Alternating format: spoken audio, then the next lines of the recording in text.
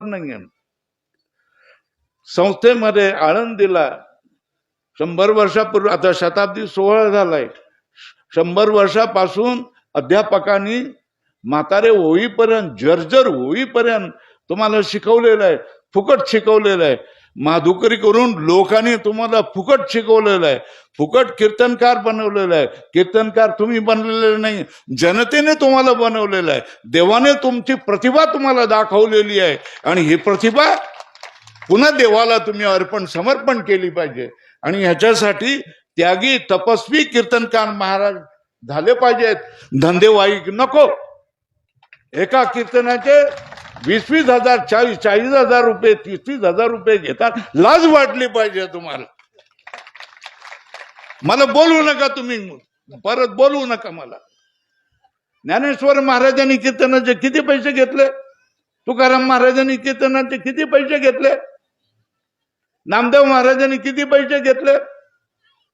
एकनाथ महाराजांनी किती पैसे घेतले? मामा दांडेकरांनी किती पैसे घेतले? जोग महाराजांनी किती पैसे घेतले? सांगा तर मला ना, किती पैसे, त्यावेळेला रेट काय होता तो तर मला सांगून द्या ना. कीर्तनाचा धंदा करू नका, पाप लागेल तुम्हाला. संप्रदायाचा नाश करणारे तुम्ही विनाशकारी लोक ठराल. मी सगळ्यांना सांगतोय, कीर्तनाविषयी काय करायचं. तुकाराम महाराजांनी 3 अभंग म्हणाले, ती प्रमाण नाही सांगत, ती प्रमाण सांगा ना.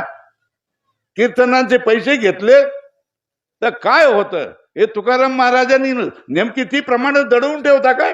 बाकीची सगळी प्रमाण सांगाल, ती प्रमाण सांगा. नाही सांगणार ते प्रमाण, त्यांचं ते पाठ नाही ते सांगा ना, ते सांगा. कीर्तनाचा धंदा करू नका, संस्थेचा धंदा करू नका. एका संस्थेमध्ये किती पैसे घेतात? 10,000, 20,000, 30,000, 40,000. तुम्ही फुकट शिकले आणि लोकांकडून काय करता? आमच्या जीवावर तुम्ही धंदा करणार, आमच्या जीवावर तुम्ही बायका पोरांना पोसणार. खोटं आहे तुमचं. कसं नाही, काय नाही खरं. तुमच्याकडून काही काम होऊ शकणार नाही. तुम्ही आता तर मी बोलतोय, कळकळीने बोलतोय, हृदयापासून बोलतोय. तुम्ही काय करायला सज्ज व्हा की आम्ही देखील स्वामीजी सारखं, जंगले महाराज शास्त्री सारखं आम्ही देखील काम करू.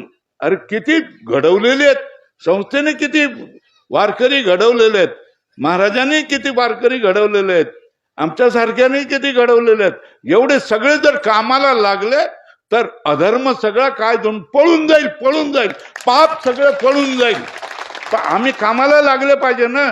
आमच्या आम्ही जे शिकलो ते पोटा पाण्यासाठी काय वापर करायचा का? आपल्या बायका पोरं पोसण्यासाठी काय वापर त्याचा करायचा? मग कशासाठी करायचा? धर्म आणि देवा धर्माचा प्रचार करण्यासाठीच करायचा.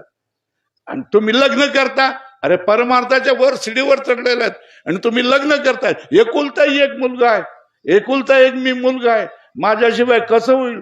माझ्या ह्याच्यामध्ये आई वडिलांच्या तोंडामध्ये पाणी कोण घालील? असले तरी जी भाषा करता आणि लग्न करता तुम्ही.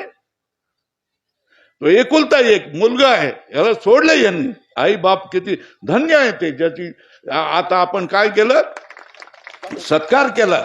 केवढं मोठं काळीज असलं पाहिजे सांगा, केवढं मोठं काळीज असलं पाहिजे की एकुलता एक मुलगा धर्माला देऊन टाकला.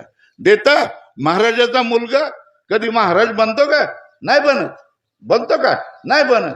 वकिलाचा मुलगा वकील बनतो, शिक्षकाचा मुलगा शिक्षक बनतो. महाराजाचा मुलगा महाराज बनतो का? नाही. डॉक्टर, वकील, इंजिनियर तो बी बनून जातो.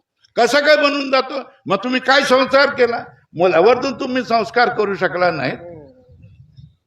स्वतःच्या मुलावर जर तुम्ही संस्कार करू शकला नाही, अहो किती वर्षाची, अनेक पिढ्याची परंपरा बिघडवून टाकणारी मुलं पैदा झालेली आहेत. कोणाकडे? कीर्तनकाराकडे, प्रसिद्ध कीर्तनकारांकडे. नाही बाबा, रडली तो कीर्तनकार, रडला की माझं काय झालं, माझी सगळी परंपरा तू तोडून टाकलीस रे, नोकरी करायला लागलास, कीर्तन करत नाही, काय करता? तो कीर्तनकार रडला. रडून त्यांनी सांगितलं, संस्थेमध्ये पाठवलं, सगळीकडे पाठवलं, सगळीकडे नन्नाचा पाडा. बहिर्मुख लोक काय करू शकणार? आपल्या मुलांमध्ये जर आपण असं करू शकलो नाही तर दुसऱ्यांना आपण काय करू शकणार? तेव्हा सांगण्याचं कारण काय? तुम्ही बघा, तुमचा मुलगा तुम्ही आमच्या पाया पडेल, मोठा सत्कार कराल, जे पाहिजे ते घ्या म्हणाल, पण आपला मुलगा महाराज वा असं म्हणाल का? नाही. आपला मुलगा वकील व्हायला पाहिजे, आपला मुलगा डॉक्टर व्हायला पाहिजे, इंजिनियर व्हायला पाहिजे, राजकारणी बनायला पाहिजे, DSP बनायला पाहिजे, असं